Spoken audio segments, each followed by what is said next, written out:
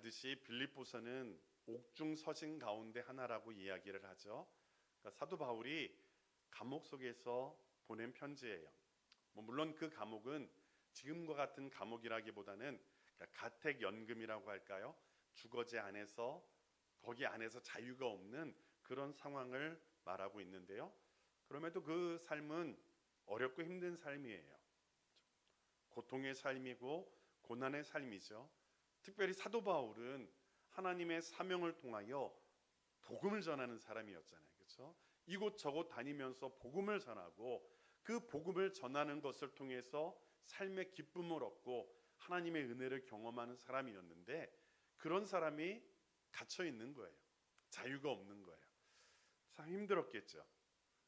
그런데 그 가운데 있어 사도 바울은 그 감옥 속에서도 하나님이 주시는 넘치는 기쁨, 그 기쁨을 빌립보 성도들에게 편지를 통해서 전하고 있는 거죠. 거꾸로가 돼야 되잖아요. 그렇죠? 자유를 얻은 사람들이, 자유로운 사람들이 갇혀 있는 사람을 위로하고 힘들어도 힘내. 하나님이 도와주실 거야. 이래야 되는데 거꾸로예요. 사도 바울이 빌립보 교회에게 힘들지, 힘내. 내가 기뻐하는 것처럼 너희들도 기뻐하기를 원해. 이렇게 이야기하는 거죠. 무엇이 사도 바울로 하여금 감옥에서도 기뻐할 수 있게 만들었고 빌립보 교회를 위로하고 격려할 수 있게 만들었을까요? 바울이 갖고 있는 기쁨의 근거는 바로 복음 때문이에요. 빌립보서에서는요, 복음이라는 단어가 9번에 걸쳐서 언급을 돼요. 근데 그 언급되어지는 게 단순히 반복되는 게 아니라 그러니까 빌립보서 그 전체에 복음을 통한 그런 기쁨이 전달되어지고 있는 것이죠. 그들이 복음 안에 있었고요. 그들 속에서 복음의 진보가 나타났고 복음을 위하여 협력하고 수고하는 그런 모습들이 그 안에 있었다라는 거죠. 그런데 그 안에서 다툼으로 인해서 교회가 분열의 조짐이 있었고 또 율법주의적인 유대교로 인하여서 복음에 어긋나는 신앙의 모습이 나타나기도 했던 거예요.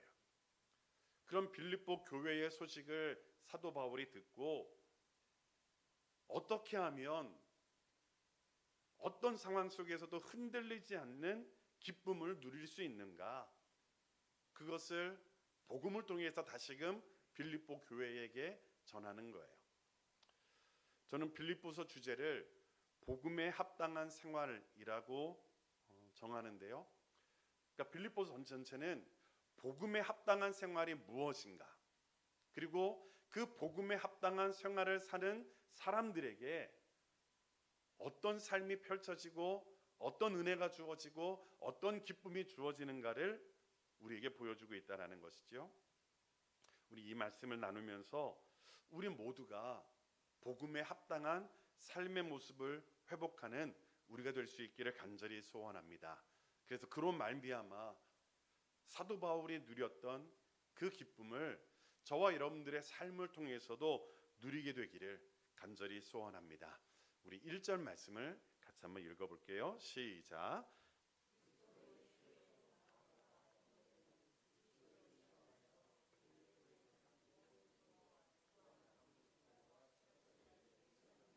아멘. 빌립보라는 도시예요. 여러분, 원래 빌립보라는 지명은요, 알렉산더 대왕의 아버지인 빌립 2세가 이 성을 점령한 후에 그것을 기념하고자 자신의 이름을 붙여서 지은 거예요. 이후 예수님이 오시기 전 한 170여 년 전에 신흥 제국인 로마가 이 지역을 점령하게 되는데요. 그러다가 BC 42년에 신약 성경에도 나오는데 가이사 아구스투가 시저의 암살자인 브루투스하고 카시우스의 군대를 상대로 전쟁을 벌여서 이 전쟁에서 이 지역에서 결정적인 승리를 거두게 돼요. 그리고 이 승리를 기념하기 위해서 빌립보 이 도시를 자신의 영토로 공인하고 그 도시에 많은 특권을 부여해요. 그러니까 예를 들면 그곳에 투표권을 행사하게 하고요, 자체 원로원을 두어서 그 땅을 다스리게 하고요, 로마의 법 체계를 사용하게 하고 또 라틴어를 공식어로 채택해서 사용하게 하고요, 면세 혜택까지 그들에게 주는 거예요. 그리고 그 도시의 안전을 유지하기 위해서 로마 군대를 주둔시켜서 보호하게 했던 것이죠.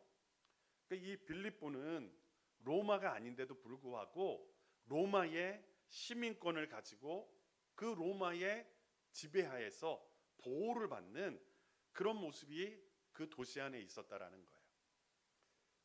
그러니까 여러분, 빌립보 사람들이 그렇게 자신들을 보살피고 어떻게 보면 많은 특권과 배려를 허락하여 주는데 그 로마에 대한 충성심이 있었을까요? 없었을까요? 있었던 거예요. 왜요? 그 로마에 대해서 충성하면 안전이 보장되어지는 거예요. 삶에 많은 혜택이 주어지고 유익이 있는 거예요. 그렇기 때문에 로마에 대한 충성심이 있었고 자신들에게 주어진 그 로마 시민권, 그것에 대해서 큰 자부심을 갖고 있었다라는 거죠. 여러분, 그렇기 때문에 바울이 빌립보서 3장 20절에 보면 뭐라고 이야기하냐면 우리의 시민권은 어디에 있다라고 이야기하죠? 하늘에 있다. 아주 유명한 성경 구절이잖아요. 우리의 시민권은 어디에 있다고요? 하늘에 있다. 왜 그렇게 얘기했을까요? 이 빌립보 교인들이, 빌립보에 사는 사람들이 어디 시민권을 소유하고 있었다고요? 로마 시민권. 그 로마 시민권을 갖고 있는 것에 대해서 자부심이 너무 강했던 거예요. 그러니까 단지 자부심만 강하면 문제가 안 되는데, 그러기 때문에 하나님이 아닌 누구를 더 신뢰하는 거예요? 로마 황제를 더 신뢰하고 거기에 더 충성을 하는 거예요. 그러다 보니까 이 사도 바울이 아니다, 하나님을 믿는 사람들은 너희들의 육체의 시민권, 그 로마 시민권이 더 중요한 것이 아니라 우리에게 주어진 하늘의 시민권, 그것이 더 중요하다라고 여길 정도로 이 빌립보는 로마 시민권에 대해서 큰 자부심을 갖고 있었다라는 거예요. 그런데 이러한 빌립보에 교회가 세워지는 거죠. 빌립보의 교회가 시작되는 것은요, 여러분 잘 아시는 내용이에요. 사도행전 16장에 잘 나타나 있어요. 여러분, 바울이요 복음을 전하다가 계속해서 아시아 지역의 복음을 전하기를 원해요. 그런데 성령님께서 바울을 막으시는 거예요. 그러니까 아시아 지역의 복음을 전하려고 하는 사도 바울을 막는 거예요. 가지 못하게 하시는 거예요. 하나님의 일을 하려고 하는데 하나님의 일을 사단이 막는 게 아니라 누가 막아요? 성령이 막으시는 거예요. 못 가게 하시는 거예요. 사도 바울이 답답했을까요? 답답하지 않았을까요? 답답한 거예요, 여러분. 아니, 좀 쉬고 싶으면 모르겠는데 내가 열심히 일하고 싶고 특별히 복음을 전하려고, 복음이 증거되어지지 않은 그 지역에 가서 복음을 전하려고 그렇게 애를 쓰고 있는데 막는 거예요. 못 가게. 그렇게 답답한 마음을 가지고 그렇게 살고 있는 그 바울에게 성령께서 꿈속에서 마게도냐 사람의 환상을 보게 만들어 주세요. 그리고 그 환상을 통하여서 바울은 마게도냐로 건너가게 되고요, 그래서 아시아가 아닌 유럽 선교를 시작하게 하는 거예요. 그 첫 번째 도성이 바로 빌립보였다라는 것이죠. 사도 바울이 그 빌립보에서 복음을 전하기 시작해요. 그래서 그곳에 복음을 전하는 가운데 만난 여인이 누구냐면 자주장사 루디아라고 하는 여인이에요. 그 여인에게 복음을 전하고요, 이 여인이 복음을 듣고 주님을 영접하게 되는 거죠. 그리고 복음을 전하면서 길을 가는 데에 귀신이 들려서 점을 잘 치는 어떤 여종 하나를 만나게 되는 거예요.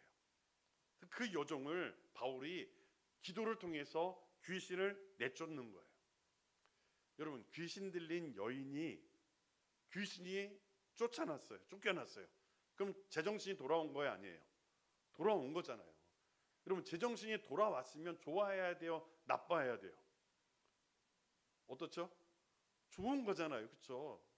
사람이, 여러분, 제정신 아닌 사람 본 적 있나요? 본 적 없으시죠? 저는 본 적이 있어요. 귀신 이상한 사람들 가끔 있어요. 교회에 가끔 찾아오잖아요. 밤에 와갖고 막 이렇게 예배 드리는데 막 방해하기도 하고요. 맨 앞에 앉아갖고 맨 앞에 앉아 있어요. 맨 앞에. 힘은 또 여자였는데 등치도 그냥 좋고요. 막 제가 웬만하면 앉거든요. 뭐 몸싸움을 하지는 않았는데, 근데 이게 제가 이게 갔는데 앞에서 이렇게 앉아고 하는데 다른 부목사님들이 그냥 두래요. 왜 그런가 했더니 이 쫓아내면 더 시끄러워지는 거예요. 차라리 그냥 가만히 두면 그냥 그러다가 그냥 가요. 그냥 두는 거예요. 한번 그런 적도 있었는데요. 근데 그렇게 제정신이 아닌 귀신 들린 사람이 귀신이 쫓겨난 거예요. 제정신이 된 거예요. 그러면 그 주인이 좋아해야 되는데 이 주인이 좋아해요? 좋아하지 않아요? 좋아하지 않는 거예요. 왜냐하면 이 귀신 들린 여종이 점을 잘 쳐갖고 그 점을 치는 값으로 주인에게 돈을 벌어다 주었던 거예요.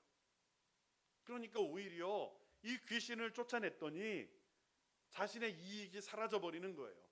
그래서 그 주인이 화가 나서요, 바울을 감옥에 가두는 거예요.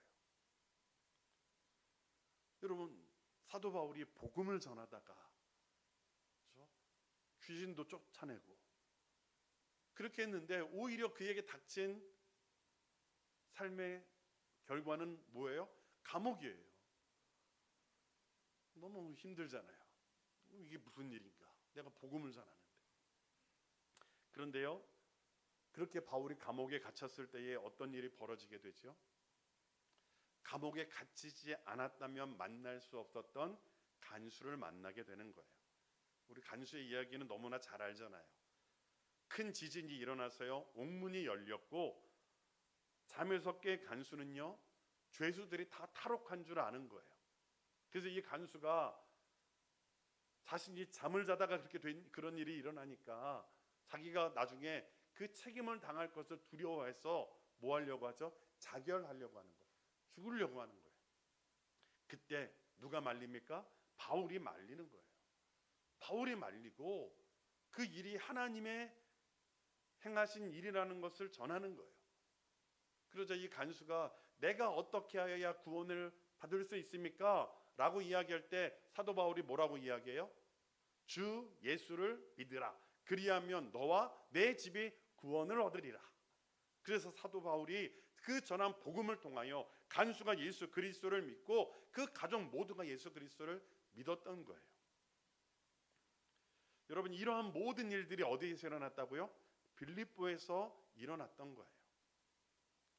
이 빌립보 교회에 편지를 써서 하나님의 말씀을 전하고 있는 거죠.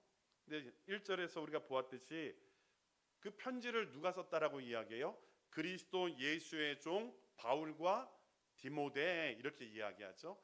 바울만이 아니라 디모데도 같이 썼다라고 기록을 해요. 뭐 이런 것은요, 특별히 아마 바울만 썼을지라도 디모데가 같이 있고 또 이 디모데에게 힘을 실어주기 위해서 그런 경우도 있어요.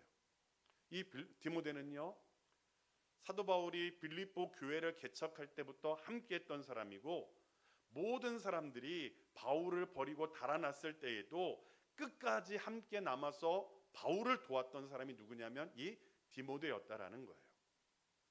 그래서 바울은 이 디모데를 빌립보 교회에 보내면서 힘을 실어주는 거예요. 그런데 이 바울과 디모데가 자신들을 어떻게 소개하죠? 1절 다시 한번 보실래요? 뭐라고 이야기해요? 그리스도 예수의 종 바울과 디모데. 그리스도 예수의 종 바울과 디모데, 이렇게 부르고 있어요. 그리스도 예수의 종이라는 거예요. 로마 사회에는요, 종에도 여러 계층이 있었다고 해요. 근데 여기서 말하는 종은요, 그 중에서도 가장 하찮은 일을 하던 하급 종을 가리키는 말이에요. 둘로스라고 하는 말인데요, 대개 노예라는 말이에요. 노예. 그냥 단순한 종이 아니라 노예예요. 근데 지금 사도 바울은 자신과 디모데를 뭐라고 이야기하냐면, 나는 그리스도 예수의 뭐라고요? 노예다, 이렇게 이야기하는 거예요. 저 같으면 나는 하나님의 복음을 전하는 사도다, 이렇게 이야기했을 텐데 지금 뭐라고요? 나는 그리스도 예수의 노예다, 이렇게 이야기하는 거예요. 여러분들이 신약 서신을 읽다 보면 사도 바울이 자신을 소개할 때 어떤 교회에는 자신을 사도라고 소개할 때가 있어요. 그럴 때는 언제냐면 자기의 사도라는 것을 드러내야 할 때. 여러분, 언제 그렇게 자신을 드러내야 되죠? 모든 사람들이 그 교회가 자신을 사도로 인정하고 받아주는 교회에는 자신이 사도라고 말할 필요가 있어요, 없어요? 없어요. 그렇죠? 그냥 편하게 소개하면 돼요. 그런데 자꾸 자신을 무시하거나 자신을 존중하지 않으면 그곳에는 어떻게 하는 거예요? 나는 누구라고 이야기하는 거예요? 나는 그리스도 예수의 복음을 전하는 사도다라고 이야기하는 거예요. 그러니까 그것은 자기가 대접받기 위해서 그러는 게 아니라 사도 바울이 그렇게 할 때는 이유가 있어요. 그 이유는 딱 한 가지예요. 자기가 전하고 있는 복음이 그들에 의해서 무시당하면 안 되기 때문에 그래요. 여러분, 사도 바울은 복음을 전하는 사람이잖아요. 그런데 자신을 무시한다라는 것은 자신을 무시하는 게 아니라 자신이 전하고 있는 무엇을 무시하는 거예요? 복음을 무시하는 거예요. 그것을 받아들이지 않는 거예요. 그러한 곳에는 사도 바울이 반드시 편지를 통해서 뭐라고 이야기하냐면, 나는 그리스도 예수의 복음을 전하는 사도다, 그렇게 이야기하는 거예요. 그러니까 내 말을 무시하면 된다, 안 된다? 안 된다라는 거예요. 그런데 그 교회에서 자신의 말을 잘 들어요. 자신이 전하고 있는 예수 그리스도의 복음을 잘 받아들여요. 그런 곳에는 뭐라고 이야기해요? 사도라는 말을 쓸 필요가 없는 거예요. 오히려 오늘 빌립보서 말씀처럼 뭐라고 이야기해요? 나는 그리스도 예수의 노예다, 이렇게 이야기하는 거예요. 여러분, 그렇다면 빌립보 교회가 어떤 교회인 줄 아시겠죠? 그럼 빌립보 교회는 바울의 말을 잘 듣는 교회예요, 안 듣는 교회예요? 잘 듣는 교회예요. 잘 들을 뿐만 아니라 뒤에 나오지만 바울을 위해서 선교헌금을 모아서 바울에게 줄 정도로 그런 교회였어요. 여러분, 사도 바울의 선교 원리는 자비량 선교예요. 그러니까 다른 사람들로부터 도움을 안 받아요. 왜냐하면 그 도움을 받는 것 때문에 그들이 저 사람은 돈 밝혀서 돈 때문에 일하는 사람이야, 그런 생각을 할까 봐 돈을 안 받는 거예요. 일하면서 하는 거예요. 근데 여러분, 빌립보 교회에 선교헌금은 받았어요, 안 받았어요? 받았어요. 그럼 왜 받았을까요? 빌립보 교회는 그런 오해를 살 만한 교회가 아니었던 거예요. 그들로부터 주는 선교헌금을 받아도 이 빌립보 교회는 사도 바울은 돈 밝히는 사람이야, 이런 생각을 해요, 안 해요? 안 하는 거예요. 그렇기 때문에 사도 바울이 그들의 도움을 받았던 거예요. 그럴 정도로 이 빌립보 교회는 사도 바울과 친밀한 관계였고 또 하나님의 말씀을 잘 듣는 그런 교회였다라는 거죠. 그런 교회에 지금 사도 바울이 자신을 소개하는 거예요. 뭐라고요? 나는 그리스도 예수의 종이다. 여러분, 종이라는 말은요, 나의 소유권이 누구에게 있다라는 거예요? 주인에게 있다는 거예요. 나에게는 자유가 없어요. 나는 누구에게? 주인에게 속하여서 주인을 위해서 일하는 사람이다 라고 이야기하는 거죠. 그러면 사도 바울은 누구를 위해서 일하는 사람이에요? 그리스도 예수를 위해서, 그분의 말씀만을 듣고 그분의 말씀에 순종하며 살아가는 그런 사람이라는 것을 보여주는 거죠. 그런데 여러분, 우리가 생각할 때 세상의 종과 노예는 자기가 하고 싶어서 종이 되나요? 아니잖아요. 그렇게 될 수밖에 없는, 어쩔 수 없는 상황 때문에 종이 되고 노예가 되는 거예요. 근데 사도 바울은요 그렇지 않아요. 사도 바울이 자신을 그리스도 예수의 종이라고 이야기할 때는 그것이 그냥 억지로 하기 싫은데 억지로 하는 것이 아니라 자발적인 순종으로 내가 그리스도 예수의 종이 되었다라고 이야기하고 그렇게 순종하며 나아가는 거예요. 여러분, 저와 여러분들이 고백하기는 우리의 삶의 주인이 누구라고 고백하시나요? 여러분들의 삶의 주인은 누구이신가요? 나인가요? 하나님이신가요? 하나님이신가요?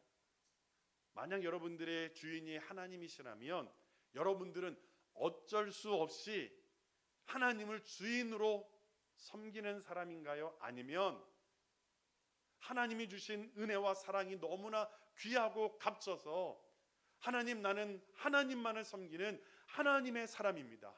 하나님, 당신은 나의 주인이십니다. 그렇게 고백하시는 그런 고백인가요? 원하기는 저와 여러분들의 고백이 자발적인 믿음의 고백이 될 수 있기를 간절히 소원합니다. 하나님이 주신 은혜와 사랑이 너무나 귀하고 값져서 하나님, 나는 예수 그리스도의 종입니다. 나는 예수 그리스도만을 위해서 나의 모든 것을 드려 순종하는 하나님의 노예입니다. 그렇게 믿음으로 고백하며 살아가는 우리의 모습이 될 수 있기를 간절히 소원합니다. 사도 바울은요 자신을 그리스도 예수의 종이라고 이야기하면서 거기에서 그치지 않아요. 사도 바울은 예수 그리스도의 종이기 때문에 그 종됨을 통해서 하나님을 섬기는데, 여러분, 하나님을 섬긴다라는 것은 어떤 의미가 있냐면 하나님이 사랑하시는 다른 사람들, 그 다른 사람들을 또한 섬기는 거예요. 여러분, 사도 바울이 하나님을 사랑하기 때문에 하나님이 세우신 교회를 어떻게 하는 거예요? 사랑하는 거예요. 사도 바울은 예수 그리스도의 종이기 때문에 그 예수 그리스도께서 핏값으로 사신 다른 성도들, 다른 믿음의 사람들을 어떻게 하는 거예요? 섬기는 거예요. 여러분, 그게 우리의 종됨의 모습이어야 한다라는 거죠. 갈라디아서 5장 13절은 그래서 이렇게 이야기하는 거예요. 우리 같이 한번 읽을게요. 시작. 다시 한번 읽을게요. 같이 시작.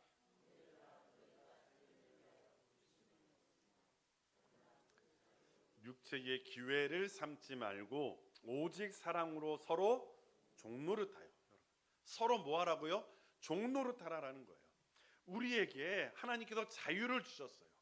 우리는 예수 그리스도를 믿음을 통해서 모든 죄로부터 자유함을 얻은 하나님의 백성들이고 그 어떤 것에도 지배받지 않는 오직 하나님만을 섬기는 하나님의 사람이 되었어요. 그런데 사도 바울은 그 자유를 통해서 어떻게 해야 되느냐? 육체의 기회로 삼지 말고 오직 사랑으로 서로 뭐하라? 종노릇하라. 다른 사람들을 섬기라는 거예요. 사랑으로 섬기라는 거예요. 원하기는 저와 여러분들이 그렇게 되기를 간절히 소원합니다. 내 옆에 있는 목사만 섬기는 게 아니에요. 목사를 사랑으로 섬기듯 또 우리 안에 연약하고 좀 부족함이 있는 그런 사람들을 사랑으로 섬기는 거예요. 장로로서, 권사로서, 집사로서 또 우리 어린아이들을 이뻐서 섬기는 것뿐만 아니라 우리 믿음이 연약한 자들, 어린아이들, 그 아이들을 정말 하나님의 사랑으로 그들을 섬겨나가는 것, 그것이 저와 여러분들의 섬김의 모습이어야 한다라는 거죠. 사도 바울은 자신을 그렇게 소개하고 있어요. 나는 그리스도 예수의 종이다. 그렇기 때문에 하나님을 섬기고 성도를 섬긴다. 거기에는 너희들도 어떻게 해야 된다라는 거예요. 서로 종노릇하며 서로 섬겨야 된다라는 것을 보여주고 있는 거죠. 그러면서 사도 바울은 이 편지를 받는 사람들을 이렇게 이야기해요. 우리 1절 말씀 제가 읽어드릴게요. 그리스도 예수의 종 바울과 디모데는 그리스도 예수 안에서 빌립보에 사는 모든 성도와 또한 감독들과 집사들에게 편지하노니, 이렇게 말하고 있어요. 이 편지를 받는 사람들을 이야기할 때 사도 바울은 이렇게 이야기해요. 그리스도 예수 안에서 빌립보에 사는, 이렇게 이야기해 볼까요? 여러분들은 누구시죠? 여러분들은 어디에 살고 계세요? 태전동에 사는, 그렇죠? 그런데 이렇게 이야기하는, 그리스도 예수 안에서 태전동에 사는 모든 장로와 집사와 권사와 성도들에게 편지하노니, 이런 의미예요. 여러분, 저와 여러분들은요, 우리가 살고 있는 지역이 있죠. 그렇죠? 우리는 대한민국에 살고 있고요, 경기도 광주 또는 성남 뭐 이런 데 살고 있어요. 그런데 우리는 거기에 살고 있지만 우리의 삶의 터전인 그곳은 누구 안에 있는 곳이에요? 예수 그리스도 안에 있는 존재라는 거예요. 여러분, 저와 여러분들은 하나님의 사람들이에요. 그렇기 때문에 하나님의 사람들은 우리의 삶의 터전이 반드시 우리가 살고 있는 이 지역이 아니라 그 지역을 뛰어넘어 예수 그리스도 안에 있는 하나님의 사람이라는 사실을 결코 잊어서는 안 된다는 거예요.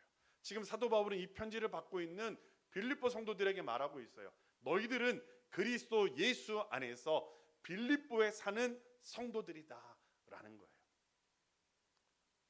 성도라는 말 참 중요한 단어죠. 성도라는 뜻이 무엇이죠? 거룩한 무리라는 뜻이잖아요. 거룩한 사람들이라는 거예요. 여러분, 근데 왜 그들이 거룩합니까? 빌립보 교회에 있는 그 사람들이, 그 교회의 성도들, 그 사람들이 거룩한가요? 다시 한번 물을게요. 여러분들은 성도인가요? 아닌가요? 성도세요? 아니세요? 성도예요. 우리는 성도예요. 성도이면서 목사고 장로고 권사고 집사인 거죠. 우리는 성도예요. 근데 제가 다시 한번 물을게요. 여러분들은 거룩하신가요? 뭘 봐서 거룩하세요? 그렇죠? 여기서 거룩하다라는 말 우리 다 알죠. 그렇죠? 우리의 가진 것, 우리의 어떤 자격, 우리의 모습, 이런 것을 가지고 우리가 거룩하다라고 이야기할 수 있는 사람이 과연 얼마나 될까요? 만약 제가 이곳에 정말 하나님 앞에 부끄럼 없이, 누군가에도 부끄럼 없이 거룩한 사람들만 남으십시오라고 이야기한다면 이곳에는 누구만 남을까요? 저부터 갈걸요. 저부터 나가야 될 거예요. 우리는 우리의 조건을 가지고서는 하나님 앞에 거룩하다라고 할 수 없는 거예요. 빌립보 교회 성도들도 마찬가지였어요. 그곳에 지금 이 편지를 받고 성도라고 부름을 받을 만한 사람들이 누가 있었을까요?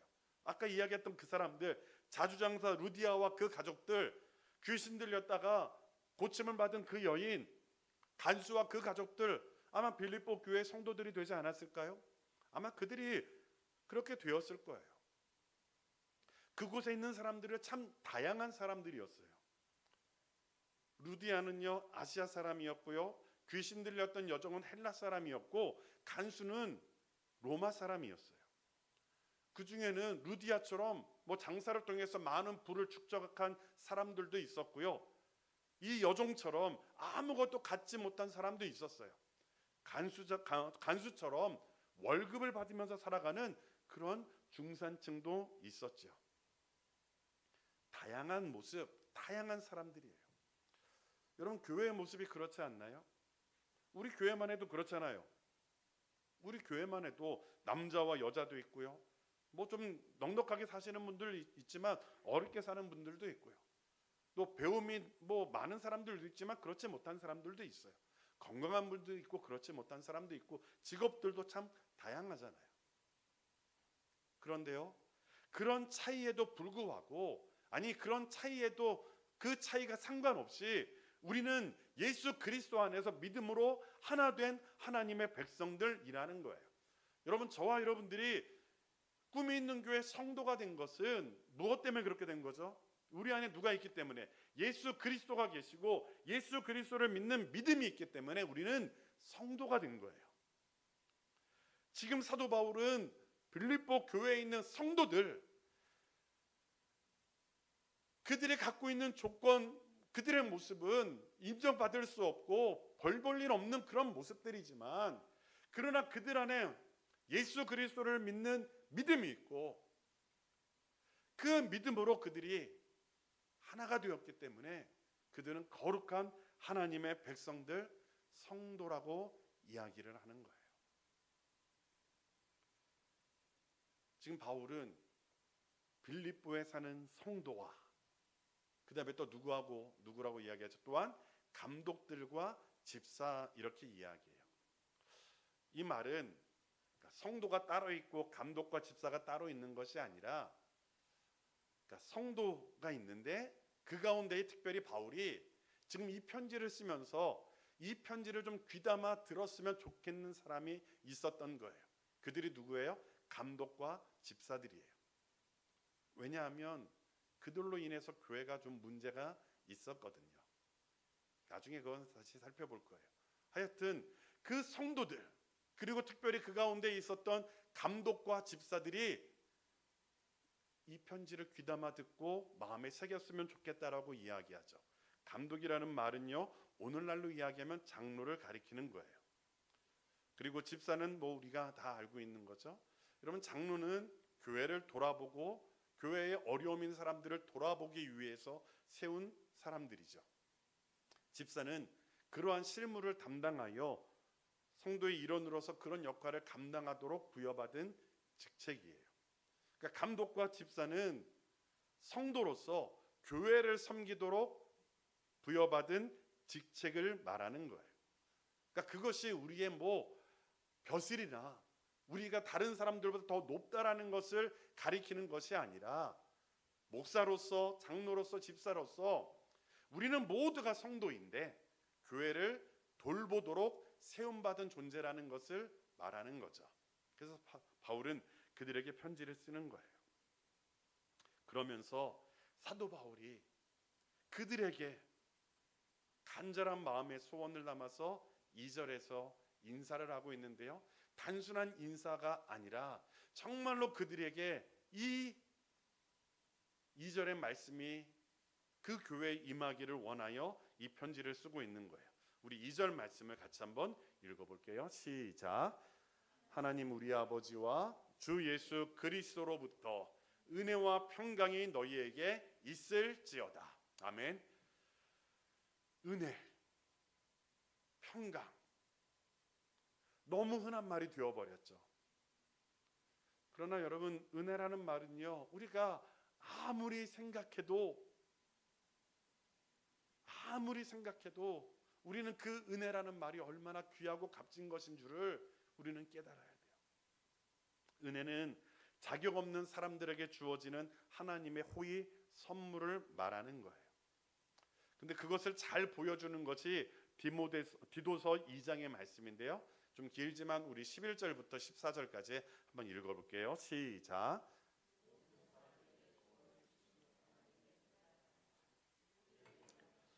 경건하지 않은 것과 이 세상 정욕을 다 버리고 신중함과 의로움과 경건함으로 이 세상에 살고 복스러운 소망과 우리의 크신 하나님 구주 예수 그리스도의 영광이 나타나심을 기다리게 하셨으니, 그가 우리를 대신하여 자신을 주심은 모든 불법에서 우리를 속량하시고 우리를 깨끗하게 하사 선한 일을 열심히 하는 자기 백성이 되게 하려 하심이라. 아멘.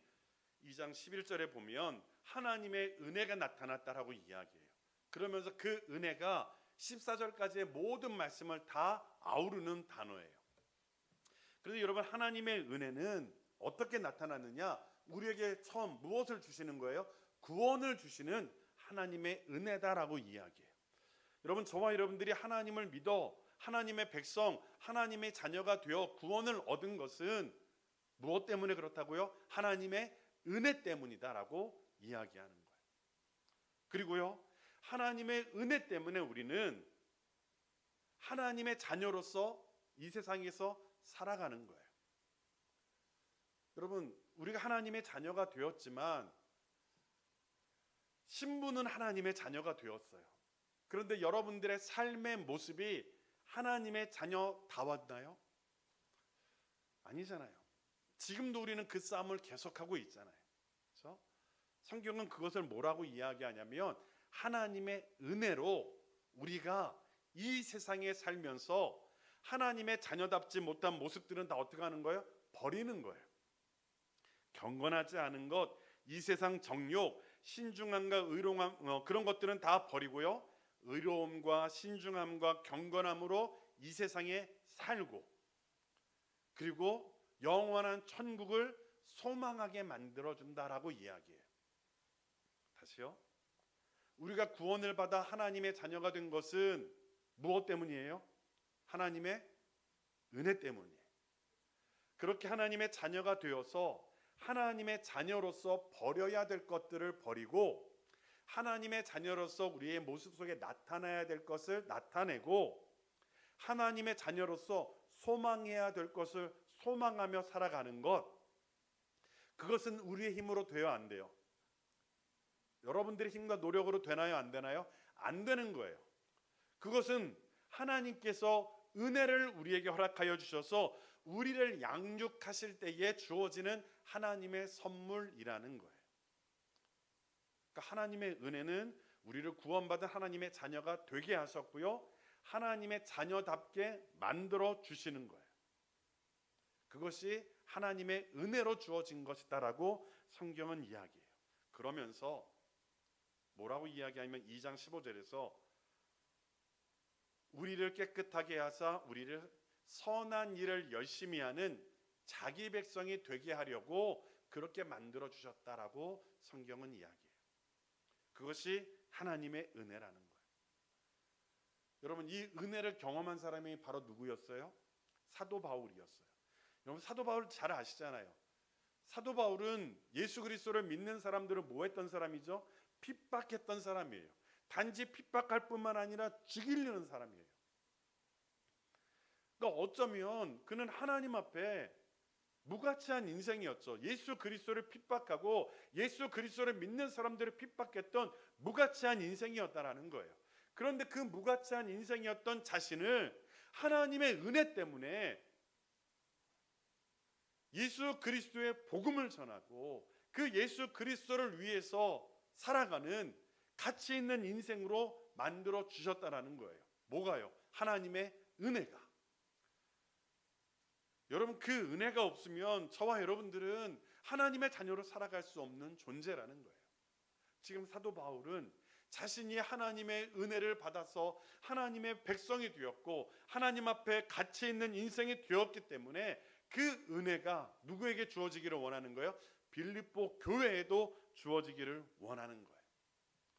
무가치한 인생들, 자신을 위해 살아가고 자신의 만족을 위해서 살아가는 그들에게도 하나님의 은혜가 주어져서 하나님을 위해 살아가는 하나님의 사람들이 되기를 원하는 그 마음의 소원이 사도 바울에게 있었다라는 거죠. 원하기는 저와 여러분들이 그 은혜를 깨닫게 되기를 간절히 소원합니다. 여러분, 하나님의 은혜는 단순히 우리가 고백하는, 우리가 이야기하는 우리의 삶에 건강 주시고 돈 주시고 잘되게 해주시는 것, 물론 그거 하나님의 은혜예요. 그러나 우리가 고백하는 하나님의 은혜는 거기에 머물러서는 안 된다라는 거예요. 여러분, 하나님의 은혜는 저와 여러분들을 하나님의 자녀답게 만들어 주시는 거예요. 하나님의 자녀로서 하나님의 그 천국의 기쁨을 누리면서 하나님의 나라 백성답게 살아가도록 만들어 주시는 그 하나님의 은혜가 저와 여러분들에게 주어져야 되고 우리는 그 은혜 가운데에 날마다 자라가야 되는 거예요. 여러분, 예수님 믿은 지 얼마 되셨어요? 얼마 되셨죠? 저도 보니까 한 40년 가까이 됐어요. 37년 막 이렇게 됐더라고요. 여러분들도 그 정도 되셨죠? 네. 우리 청년들 빼고는 다 그 정도 되잖아요. 그런데 여러분, 그 기간 동안 하나님의 자녀다움을 보이고 계시나요? 여러분, 하나님의 은혜를 다시금 사모하고 하나님, 나를 하나님의 백성답게, 하나님을 증거하는 목사답게, 하나님의 교회에서 하나님께서 직분을 허락하여 주신 장로와 권사와 집사답게 하나님 나를 변화시켜 주옵소서, 날마다 은혜를 주옵소서 기도하며 나아가는 우리의 모습이 될 수 있기를 간절히 소원합니다. 하나님의 자녀다움을 유지하고 그렇게 살아가는 은혜가 우리 모두에게 있는 우리가 될 수 있기를 간절히 바랍니다. 사도 바울은요, 그 은혜를 사모했어요. 그 은혜가 빌립보 교회에 있기를 간절히 바랬어요. 그러면서 은혜와 무엇이 있기를 바랬죠? 평강이 있기를 바랬어요. 여러분, 평강이라는 말은 무엇이죠? 샬롬이잖아요. 샬롬. 이 평강이라는 말은요, 은혜를 받은 성도가 누리는 마음의 평안을 말하는 거예요. 이 평강은 하나님이 주시는 은혜를 경험한 하나님의 백성들이 어떠한 삶의 환경 속에서도 흔들리지 않고 하나님 안에서 누리게 되는 참된 기쁨과 만족을 말하는 것이 하나님의 평강이라는 거예요.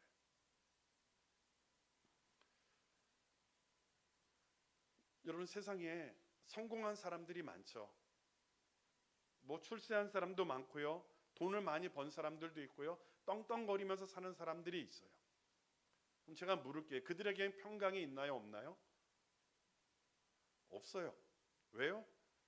평강은 소유에 달려 있는 것이 아니라 그들 안에 누가 있느냐 없느냐, 예수 그리스도를 믿는 믿음이 있고 하나님이 주시는 은혜가 있느냐 없느냐에 달려 있는 것이지 그가 가진 소유에 달려 있는 것이 아니기 때문에 그래요. 제가 여러분들에게 물을게요. 여러분들에게는 평강이 있으신가요, 없으신가요? 평강이 있으신가요, 없으신가요? 있으신가요? 이렇게 다시 한번 물을게요. 여러분들은 그 평강을 누리며 살고 계신가요? 원하기는 그 평강을 누리며 살게 되기를 간절히 소원합니다. 그러기 위해서는 날마다 우리 안에 하나님의 은혜가 충만해야 돼요. 하나님의 은혜가 채워지지 않으면 우리는 평강할 수 없어요. 내가 예수님 믿으니까 나는 평강이 있어. 아니에요. 예수 그리스도를 믿어도 날마다의 삶 속에서 하나님의 은혜가 주어져야 되는 거예요. 하나님의 은혜가 주어져서 저와 여러분들이 하나님의 자녀답게 변화되어질 때에 누리는 참된 기쁨과 만족이 평강이에요. 우리가 하나님의 자녀임에도 불구하고 그 하나님의 은혜를 날마다 누리지 못하면 우리는 하나님이 주시는 평강을 또한 누릴 수 없다라는 거예요. 원하기는 저와 여러분들이 하나님이 주시는 은혜로 그 평강을 누리게 되기를 간절히 소원합니다. 여러분, 이 말을 지금 누가 하고 있다고요? 너희에게 은혜와 평강이 있을지어다라고 하는 말을 누가 하고 있어요? 사도 바울이 하고 있어요. 어디에서요? 어디에서 하고 있어요? 감옥에서 하고 있다니까요. 감옥에서 하나님의 은혜를 이야기하고 하나님이 주시는 평강을 이야기하는 거예요. 만약 여러분 사도 바울이 편안할 때 교회에서 복음을 전하면서 성도들에게 대접받고 뭐 30평 40평 아파트에 살고 있으면서 너희에게 은혜와 평강이 있을지어다 이렇게 이야기하면 감동이 있을까요, 없을까요? 없어요. 너는 잘 먹고 잘 사니까 그러지. 근데요, 지금 사도 바울이 어디에 있어요? 감옥에 있어요. 감옥에서 자유가 없고 생명이 왔다 갔다 하는 그런 순간 사도 바울이 이야기하는 거예요. 너희에게 은혜와 평강이 있을지어다. 하나님을 믿는 믿음 안에서 사도 바울에게 주셨던 그 은혜, 그리고 그 은혜 때문에 감옥에 있으면서도 생명이 왔다 갔다 하는 그 순간에도 그 하나님이 주시는 은혜 때문에 그가 경험하는 참된 기쁨과 만족, 그 평강을 지금 이야기하고 있는 것이죠. 그 은혜와 평강은 환경이 막지 못하는 거예요. 경제적인 어려움이 막지 못하는 거예요. 왜요? 그 근원이 하나님께 있는 것이고 그것이 예수 그리스도로부터 우리에게 주어지는 것이기 때문이라는 것이지요. 여러분, 하나님이 저와 여러분들을 사랑하시나요? 사랑하지 않으시나요? 사랑하세요. 예수님께서 저와 여러분과 함께 하시나요? 함께 하시지 않으시나요? 함께 하세요. 그렇다면 우리를 사랑하시고 우리와 함께 하시는 하나님께서 저와 여러분들에게 은혜와 평강을 주신다면 이제는 그 은혜와 평강을 날마다 저와 여러분들의 삶에서 누리며 살아갈 수 있기를 간절히 소원합니다.